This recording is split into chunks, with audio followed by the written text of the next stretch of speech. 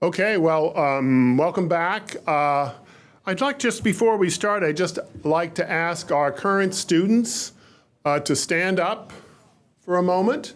Stand up, come on, don't be shy. Current George Mason students or students from elsewhere, great. So these are this is the pipeline of talent that is working its way through George Mason. We're very proud of them. So if you have an opportunity to strike up a conversation, please do so. We'll have a reception after our afternoon session at 3 o'clock. If you're able to stay around for that, should be very nice. I also want to thank our technical team, Colin Stuckey and his colleagues, and then Julie Hudson from our Shar School, and Nicole Keller for their work in helping to organize and deliver the event. It was just a couple years ago that I showed up in the morning, and I had forgotten to confirm the ordering of lunch. And so Julie stepped in the last moment and ordered pizza and got water from Giant, and we had a fine old time. But this is a lot better, I think. So I hope you agree. Anyway, they are a great support team. So please join me in thanking them as well. So it's now my pleasure to present our keynote speaker, and here to introduce him is Mark Rozell. Mark is the founding dean of the Shar School of Policy and Government. He's a distinguished political scientist who's written extensively on American politics, including the politics of Virginia. And he's been a great long-term supporter of the center since our founding in 2013. So Mark, I turn the podium over to you, and thank you very much for being here.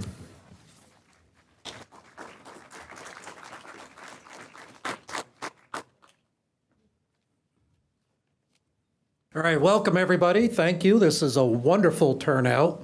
I'm absolutely delighted to see everyone here this morning and afternoon. This kind of forum, I think, really represents the vision of Mr. Shar when he decided to invest in this school, of having substantive policy discussions, analyses that are bipartisan, nonpartisan. That's what we do here at the Shar School. We also do a public opinion poll with the Washington Post. I hear data centers are of interest today, and you just can't coordinate something like this. And they had nothing to do with each other, but our public opinion poll, which oversampled Loudoun County, was just published in the Washington Post this morning on public perceptions of data centers. And probably no surprise, the remarkable flip in public opinion from when we last surveyed that topic in 2023. But I'm here to introduce your keynote speaker, Senator Scott Surovell, who represents the 36th Senate District covering Fairfax, Prince William, and Stafford counties. And he serves on the General Laws and Technology Committee, Rehabilitation and Social Services Committee, Local Government Committee, and the Virginia High-Speed Rail Commission. He was a member of the House of Delegates previously from 2009 to 2015, representing the Mount Vernon area of Fairfax County, and he served as caucus chairman in 2014. He's a graduate of James Madison University, by the way, and obtained his law degree from the University of Virginia School of Law. He is an attorney licensed to practice in all courts in the Commonwealth of Virginia and in the District of Columbia, U.S. District Courts, and the U.S. Court of Appeals for the Fourth Circuit. And he has received Martin Hubbell's highest AV rating for legal ability and ethical standards since 2003, and has been named by super lawyers as a Virginia super lawyer since 2009. He's also been named by Best Lawyers in America as one of the top family law attorneys in Northern Virginia since 2011. Scott is a Fairfax County, Virginia native, a graduate of West Potomac High School, and he currently lives at Mount Vernon. It is my pleasure to welcome Scott Surovell to the stage.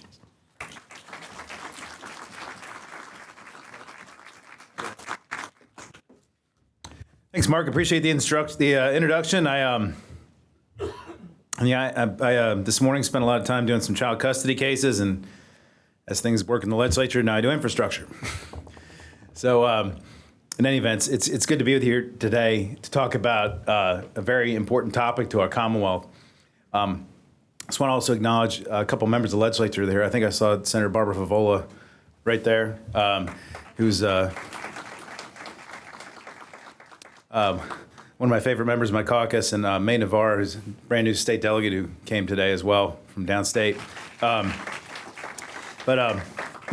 But yeah, data centers has become a hot issue. I'm going to talk a little bit about data centers. I'm going to talk a little bit about other infrastructure as well, but mainly here, I guess, to take some of your questions. You know, the data center problem is become a. I mean, it's part problem, but it's a reason it's a problem is because we've been so successful.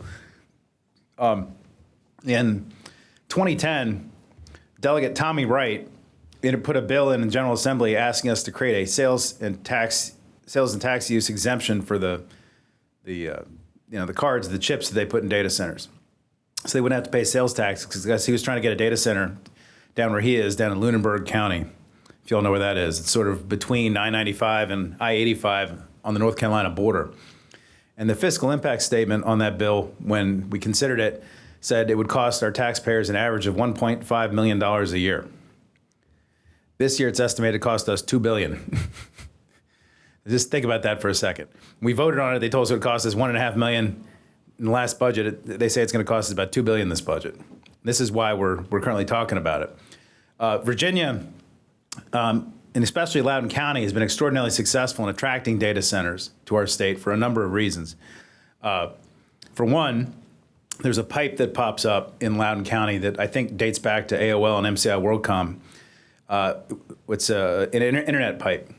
And so if you want to have your data center close to this one spot where you can get really low latency, and what that means is if you pull out your phone, you click on a website, whether it's for your banking transaction, Facebook, Snapchat, Instagram, whatever people do today, you want to do your AI query, whatever, it responds a lot faster if you have low latency and if you're really close, if your data center is really close to that point. So if your service you're providing is really, if you want to house your data somewhere where your websites can be really responsive, you want to be located in Loudoun County. And that was what started it all.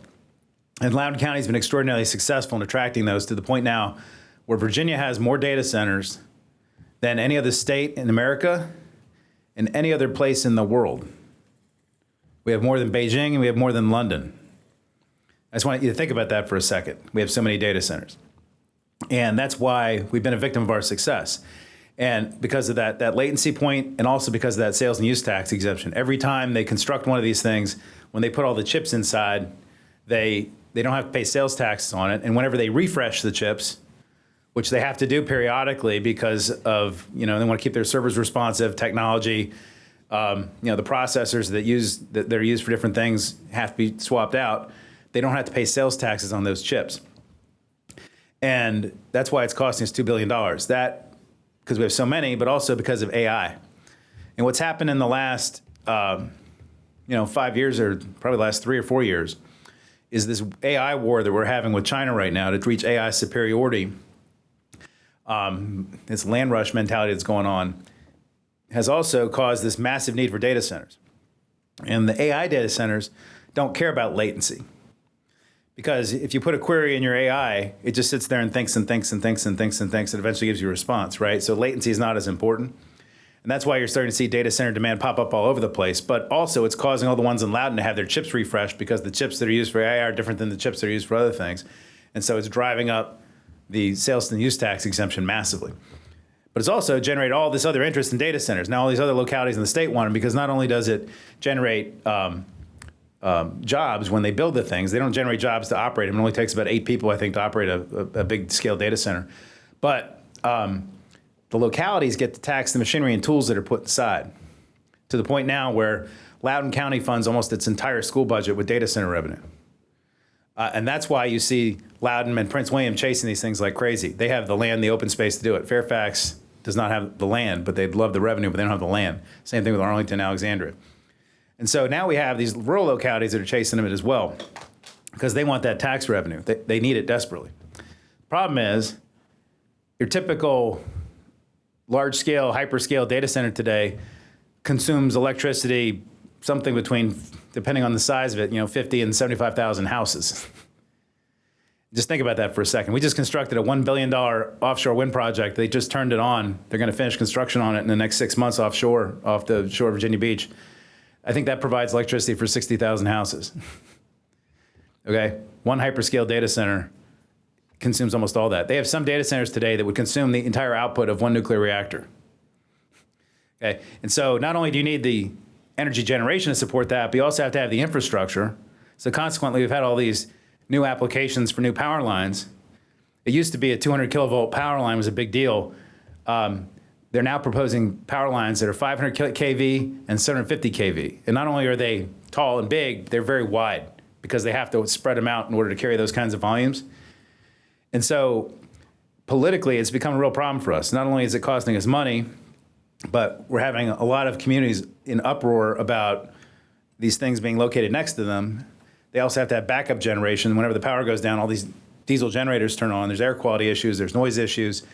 But the transmission lines that have to supply data centers are becoming a real problem in Loudoun, Fauquier, Prince William. And they just proposed a brand new one that's going to run right through the middle of Virginia. So if you've been down in like Louisa County, Orange County, that area lately, there's signs up everywhere opposed to the blah, blah transmission line. And then aside from building it, somebody's got to pay for all of it. Which is why this last year, our State Corporation Commission, which is our utility regulator, came out with a new utility rate class that's only for data centers, where they found that data centers have to pay for 70% of the new infrastructure that is constructed in order to power them under the new rate class coming out, so that the cost doesn't get spread out to everybody. So that is some of the stuff that's going on. But more broadly, we're trying to figure out as a state, what do we want? Do we want to continue to try and encourage this kind of growth? Do we want to bear these burdens? Do we want to try and have these benefits? And it's really complicated because, from my point of view, data centers are going to get built. They're going to be needed for AI. They're going to get built somewhere. And the question is, where do you want to build them, and do you want to benefit from that? Do you want to build them in Virginia and benefit from that tax revenue, benefit from the jobs, the investment, or do you want to let them get built in Texas, some other states that want to have the same tax policies? And if they get built there, they're going to end up powering them with who knows what. In Virginia, we're trying to switch to a renewable grid. This is putting massive pressure on our plans to go to a fully renewable energy system. But if they build them in Wyoming, they'll power them with natural gas, and then all the pollutants from that will blow right over Virginia eventually, right? Same thing with Texas or whatever. And so we're trying to figure that out. We also don't want to chase them out. Because they have to refresh these chips, and a lot of these guys, these data centers are landlords basically. You want to locate your chips, you pick a data center, you can push your chips somewhere else. If you don't have to pay sales taxes in one state, but you do in another, you might choose to put your chips somewhere else if it saves you $20 or $50 million on your chip refresh. So, we're really trying to balance that out, and it's a problem not just in Virginia; it's a problem nationally. The infrastructure payment problem is a problem. The utility is who pays amongst the customer utilities is a problem. How we need to meet our renewable energy goals is a problem. These things use a lot of water as well. That's a big problem. The Potomac River just got named the most endangered river in America yesterday, in part because of the sewage spill. The other part was data centers, because they have to suck a lot of water out of the ground or out of the water system to keep these things cool. There's all kinds of technologies they're trying to develop to deal with all this. But if you look around the country, yesterday, Maine, or 2 days ago, Maine enacted in law a ban on data center construction. And yesterday I read the state of Texas, even though they were trying to attract data centers, they just realized that their sales and use tax exemptions can cost them $3 billion a year. And now they're looking at limiting their sales and use tax exemption just like us. And so how all these different states compete against each other for this business is going to be very complicated and interesting as we go forward. And right now in Virginia, we're having a big argument about it over our budget because we have significant revenue needs. Yet we have some of the wealthiest corporations in America that have made all these investments in us, but are avoiding about $2 billion a year in taxes, which is about 5 to 7% of our general fund, the money that we have discretion on how to spend every year. So, how to balance all that out, we're right in the middle of it. And we're trying to reach some kind of consensus about it. I'm not sure where we are right now. We've also made deals with Amazon, committing to keep that sales and use tax exemption in place for another 17 years. If they invest $30 billion in data centers, and we're right in the middle of that, The other data center providers want to get an extension of the sales and use tax exemption. Right now, it's slated to expire, I think, in 2035. And they would like to extend it out another 10 years so that the playing field is equal between Google and other data center providers, so that when they go to make their investment, they know what their 20-year runway looks like, instead of them having one set of data centers having a 10-year sales and use tax exemption and the others having 20. They feel like it gives an unfair benefit to Google. I mean, not Google, Amazon. And then we have to balance that out. And in any event, it's really complicated. I'll put it that way.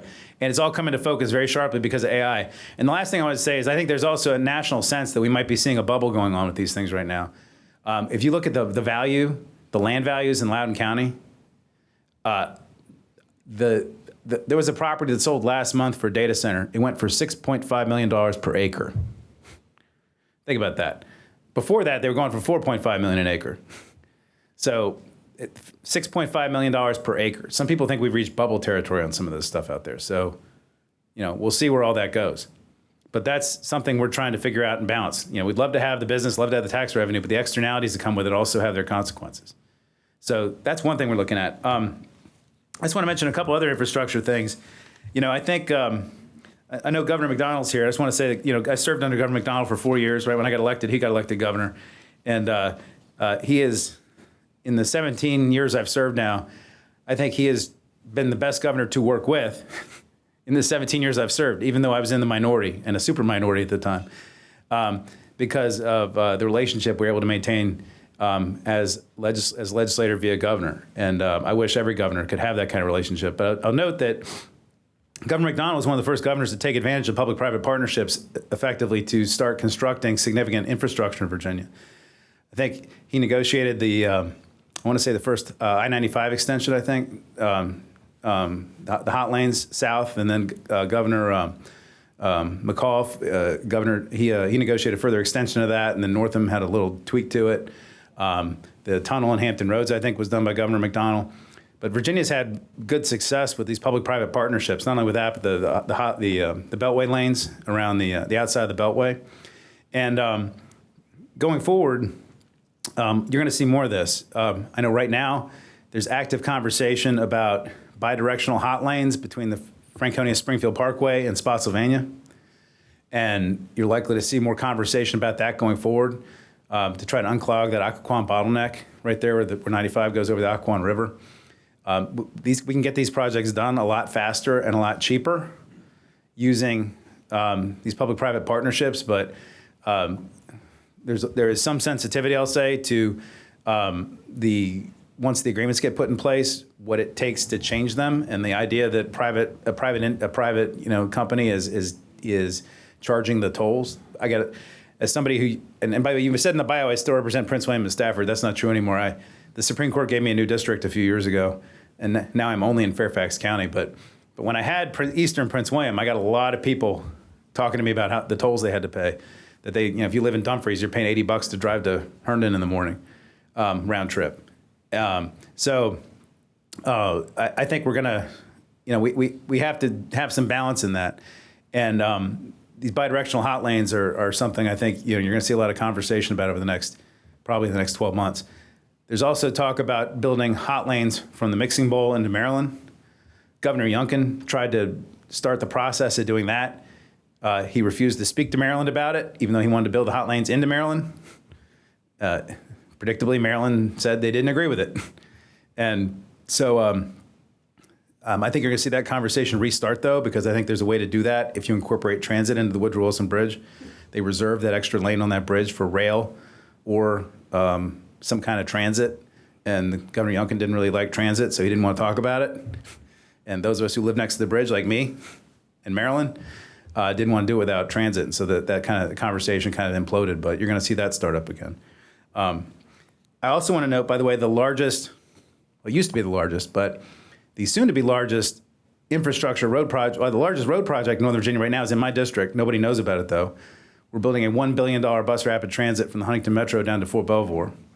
And that project actually got its jump start by Governor McDonald, although he probably doesn't remember. I came to him to get $2 million for a transit study. Myself and Senator Puller did to get a $2 million for a transit study to lay the groundwork for starting that process. And he funded it in his budget. And just to give you an idea about how sclerotic our system is, I started working on that road widening in 2010. We're going to cut the ribbon in 2031. Okay? That's how long it takes to get a big thing done. But with these public-private partnerships, a lot of times you can accelerate that a lot faster. And we need to do that. And actually, most bus rapid transits today are built with P3s, but Fairfax County refused to have the dialogue with me about it, and so we're building it through traditional ways. And so it's taken us 21 years to build it. The other big transportation project up here, which is probably something you probably haven't noticed, you might have heard about it, is the Long Bridge. I'm not sure if y'all have talked about it today, but as you heard, I serve on the Southeast High-Speed Rail Commission that we have with North Carolina. The bridge over the Potomac River is the single biggest rail bottleneck on the entire East Coast. Right now, they cannot fit another train over that bridge between the freight and the passenger rail. They want to put more passenger trains over it, but they can't because there's just no room. And so right now, if you drive by the bridge today, you will see there's pylons in the water. They're starting to build from either side the foundations for the bridge supports. I think it's a $2 billion project. It's going to double the rail capacity right there, and they're going to build a whole new pedestrian bridge over the Potomac, which is going to be beautiful, bike and ped. But when they get that done, it is going to supercharge rail up and down the East Coast. The reason I'm on this thing with North Carolina is because North Carolina is dying for us to build this bridge so that we can get more trains from D.C. to Raleigh, Atlanta, and New Orleans. Because right now they can't do it. And so our state is investing massively in rail. We've had the largest growth in passenger rail of any state in the country over the last 10 years. And we've also purchased a lot of new rail. We bought rail right away all the way from D.C. to Richmond. And we also bought this line that runs from Petersburg down to Raleigh to cut the corner and cut about an hour of train ride time off it. And we need about another $6 or $7 billion to finish that out. But the federal government's been giving us grant after grant after grant to get that done.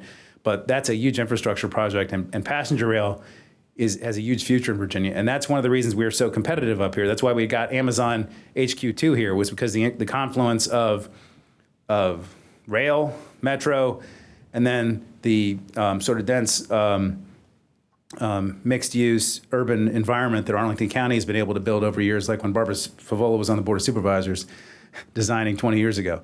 So it's those kinds of assets that help us attract that kind of investment to our state. And we'll full bore into that. I also want to note, while we're talking about Metro, is that Metro is currently a big problem. It has about a $600 million per year need that isn't met, both in operating, and nobody talks about this, but also capital.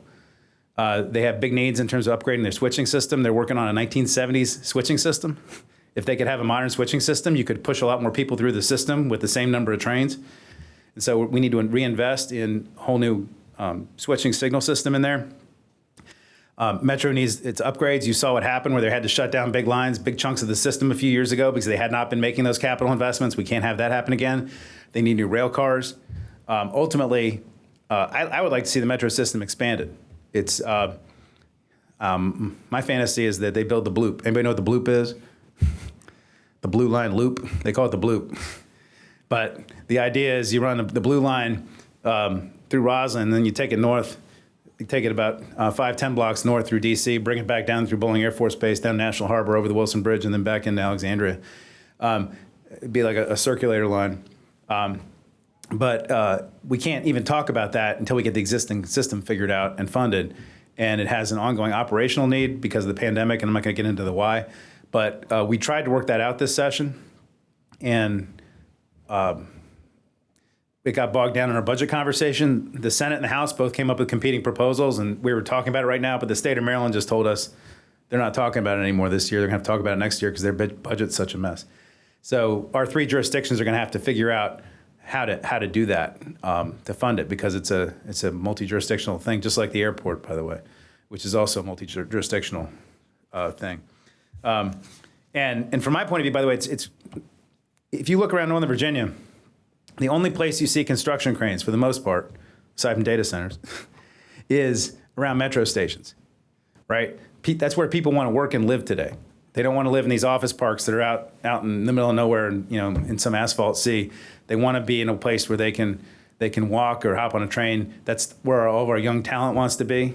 I think you see more people trying to locate in the Dulles corridor now than in Tyson's because of some of those new projects that have popped up in Reston and Herndon along the metro stations and out to Loudoun.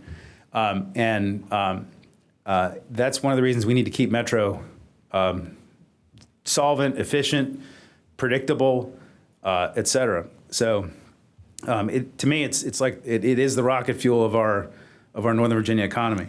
And then the other thing I just wanted to mention while I'm here is, I'm here not to just talk about Northern Virginia, but we also have infrastructure projects needed all over the state.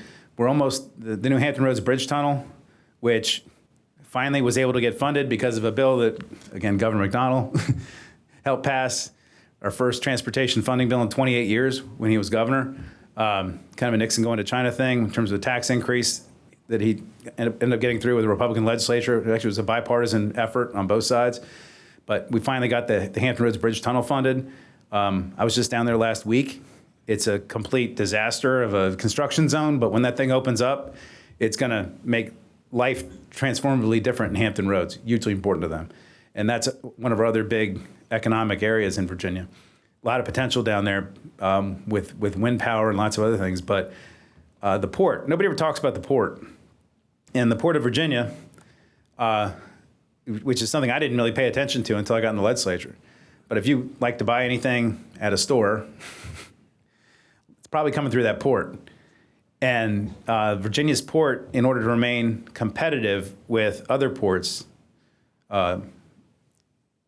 New Jersey, Charleston, Savannah, to a lesser extent Baltimore, to a lesser extent Philly, it requires you to be able to move containers in and out of that thing as fast as you can.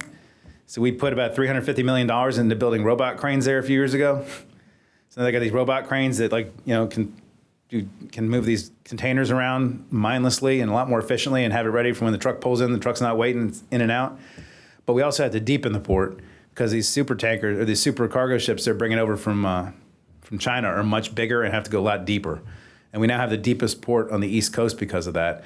And that helps us maintain our economic competitiveness. And the state owns, I think, either 3 out of 4 or 4 out of 5 of the port facilities down there. We also, by the way, Virginia's #1 export is coal, which goes out of that port. At least it used to be until the tariffs. I'm not sure whether India is still buying our coal. But Virginia exported a lot of metallurgical coal.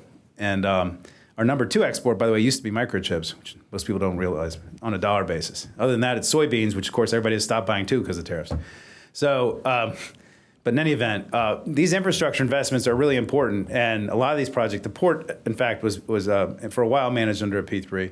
But, the things you guys are talking about here are all the things that make our society spin and our economy go and our jobs continue to grow. And so, it's high on our radar, and I'm a big infrastructure booster. So happy to be here and talk to you all about it. So we got questions? Yeah. Great. Do you have time for some questions? Yeah. Yeah, it beats going back and talking about child custody problems with my clients. So let's see. Who do we got who hasn't spoken? Anybody? So, okay. Great. Okay. That one over there is good.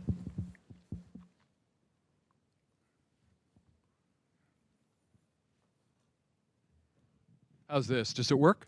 You have to turn it on, but I can hear him. Yeah, I got it. So, Leader Surovell, thanks for coming. We want to offer a gift to your problems in Richmond from the Schar School.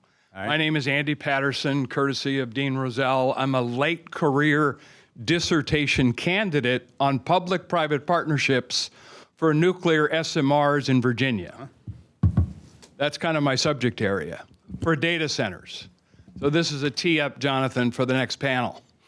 I think the budget challenges in Richmond could be enhanced using the model, again for P3, of the Intel converted investment last summer.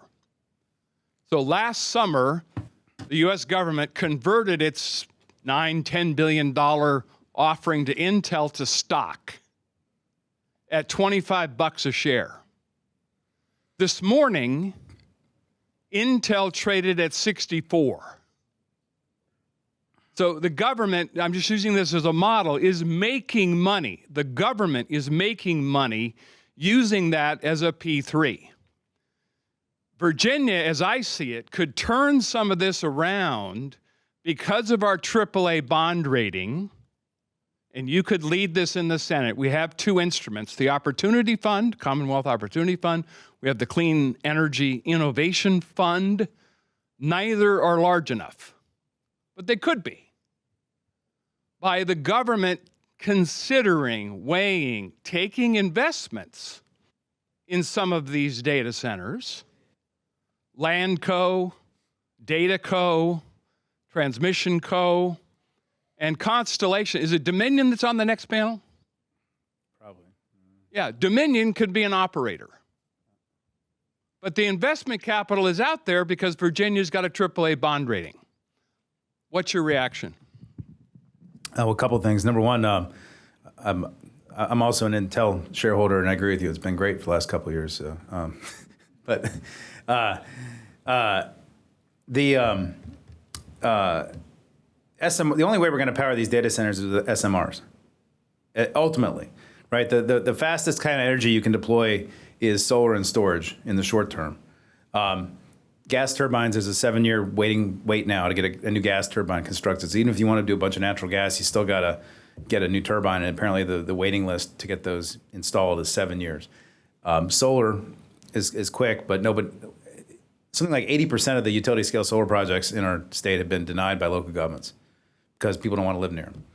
So SMRs is the only way out of this. And we passed a bill about 3 years ago, I think it was, that allows our utilities to invest in SMR projects and recover from their ratepayers the costs of doing so with certain requirements and certain guardrails. We had a big fight about what the guardrails should be and whether it was going to be a blank check or not, and but our utility regulator has complete oversight over it. And anyways, but doing that gave the SMR developers a source of capital. They could go to Dominion, go to APCO, Appalachian Power in the Southwest, to help capitalize those kinds of investments. That's what we've done so far. In addition to the other two things you mentioned, one thing you didn't mention, I don't think you were mentioning it, but we also passed a bill this session, which is my bill, called the Virginia Clean Energy Bank, or Clean Energy Innovation Bank. And what that bill does, and we also seeded, at least the Senate budget, which we haven't adopted yet, seeded it with $20 million. The United States Department of Energy gives out low interest loans if a state puts up at least 3% of skin in the game, and they'll match it on a 3 to 97 basis. So you put $3 in, the federal government will give you $100. They'll lend it to you at low interest rates. And so I tried to pass it. Governor Youngkin didn't like it or something and vetoed it and then stole her money, but put that aside. We passed it this year, and I think Governor Spanberger is going to sign it. She just gave us a small amendment to it, which we'll probably adopt next week. And that'll be a tool we can use to finance clean energy projects, which would include SMRs. But I read that President Trump had talked about using equity exchange to finance projects. And at the time I read about it, it was kind of unusual. We hadn't done that, I guess, since the financial crisis, I think, where the government was taking stakes in entities that we were collaborating with. And it's something that I'm willing to look at. I'll tell you that traditionally our money committee staff and our budget staff in Richmond tend to be very conservative in terms of what kind of risk they'll take. You saw that with what my finance chair likes to call the Glen Dome a couple years ago. They felt like there was a lot of risk with that, and they don't want to expose us to too much risk. So it's something I think I'm willing to look at. But I bought some new Intel shares about 2 years ago. Those have done great. I had some for 20 years. Those haven't been so great. So it's not always all upside, right? So well, we've got Newport News also, where some of the SMR components can be manufactured. Yeah, people don't realize Virginia's our nuclear abilities, but I mean, our state is 30% nuclear right now in terms of the energy that we use. We have 4 reactors in the state at North Anna and Surrey, 2 and 2. But we construct a ton of nuclear stuff in Lynchburg. I think they're called BMX now. They had a different name, but anyways, they do a lot of Navy nuclear work. And we build SMRs. We have a lot of SMRs today. There's in the back aircraft carriers and subs, but we haven't had a terrestrial one in forever. Actually, the first one was at Fort Belvoir. Nobody knows this, but it was built in Fort Belvoir in the 1950s in my district. But SMRs are the way out of this, and we need to figure out a way to fund them. Great. Other questions? Let's see. Okay.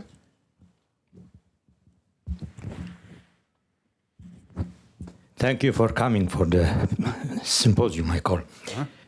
You never mention one thing which is very important from my own observation.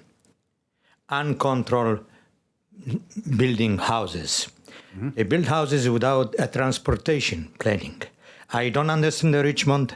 I don't understand the county, how they allow it. I know that there is a big lobby from builders in Richmond. Look what happened in Fairfax County. Just Fairfax County. I cannot even go 1 mile waiting half an hour because the crazy building, I call crazy because it's not planned. Where is the roadways? Where is the highways? Builders build and leave. They leave for us to pay for it. Why don't you, Richmond office, take care of all that basic problems in every country I see? Yeah, so it's an interesting problem. So first of all, we are a Dillon Rule state. I like to say that local governments can't breathe unless we give them permission. Local governments hate it when I say that. But that's the legal reality. And even though that's the rule, we also tend to give them, I think, a little bit too free rein in terms of making decisions that affect other people. So to your point, for the last 60 years, Fairfax County has deliberately zoned for more jobs than housing. The reason they've done that is because they want all the commercial tax revenue. If you build a large office building on a 5-acre parcel, you get a ton of money out of it, but then more than if you built 10 houses. And all you have to do is police and fire. You can have police and fire covering all kinds of stuff, but if you have 5 houses in there, every other house has a kid in it, you got to educate and you got to pay for it. So Fairfax County overzones for commercial, underzones for housing. They push all the housing demand out to Prince William, Stafford, Loudoun. Then they come and yell at the state, come pay for how to get the people to work. And that's how our local governments today sort of free ride on the system we set up.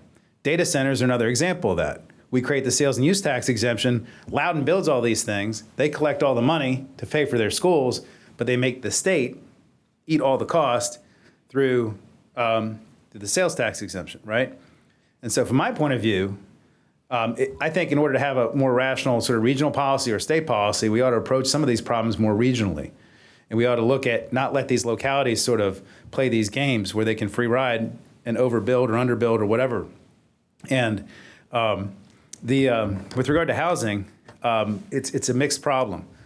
In some ways, I think our zoning codes and our permitting, what we call permitting sludge, what the behavioral economists call permitting sludge, has become too much of an impediment to build houses. But also our zoning ordinances have become so restrictive. It's become a huge problem in terms of generating affordable housing. In Fairfax County, according to the U.S. Census that just came out, 32,000 more people have moved out of Fairfax County than moved in the last 5 years. Fairfax County is potentially going to lose population for the first time in 10 years since 1820. And that's because our housing costs have become so out of control because of land values and the inability to build a house. And so from my point of view, what we need is more density. We need to encourage or make it easier to build more apartments and condos in smaller spaces to alleviate the supply-demand problem we got in Northern Virginia right now. And I think we need to look more regionally to make sure that people just can't keep building willy-nilly and then come to the state and ask us to pay for all the infrastructure. Having that conversation is a very hard, long, complicated conversation. Our local governments scream every time we try to tell them what to do. But I think if looking at things more regionally, holistically is the way to go, but it's a very difficult conversation. Best way I can answer it. One more question. Any other questions for Senator Surovell?